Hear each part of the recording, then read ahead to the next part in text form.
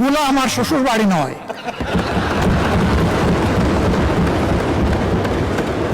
কিন্তু গুলা বাংলাদেশের অংশ। ভোলার এই সেতু শুধু ভোলাবাসীর কপাল পরিবর্তন করবে না, আল্লাহ তাআলা ভোলায় যে অপার সম্ভাবনা রেখেছেন, এই ভোলা গোটা বাংলাদেশের এক বিশাল অংশের চিত্র পরিবর্তন করে দিতে পারে। ভোলা দেশের সর্বদক্ষিণের জেলা।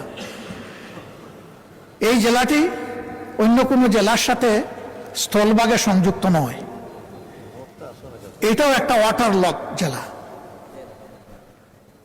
এটা বাংলাদেশের অংশ।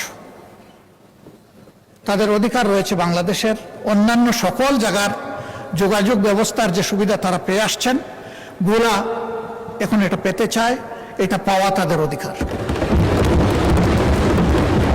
ভোলার এই সেতু শুধু ভোলাবাসীর কপাল পরিবর্তন করবে না, আল্লাহ তাআলা ভোলায় যে অপার সম্ভাবনা রেখেছেন, এই ভোলা গোটা বাংলাদেশের এক বিশাল অংশের চিত্র পরিবর্তন করে দিতে পারে।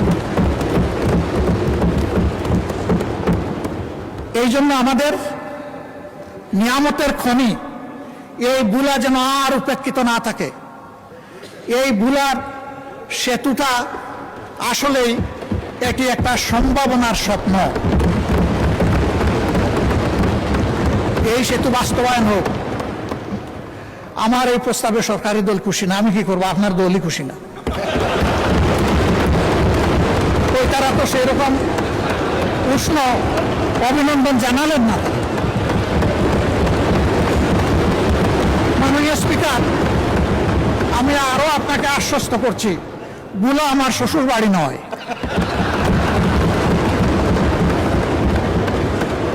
কিন্তু ভোলা বাংলাদেশের অংশ। বাংলাদেশের প্রতি ইঞ্চি জায়গাকে আমি বিশ্বাস করি এই 350 বা 348 জন সংসদ সদস্য অন্তরে ধারণ করেন। আমিও ধারণ করি, তাই আমার দায়বোধের জায়গা থেকে আমি কথাগুলো বলি। ভোলার উন্নয়ন পুরা দক্ষিণ অঞ্চলের উন্নয়ন বয়ে আনুক, আমি দোয়া করি।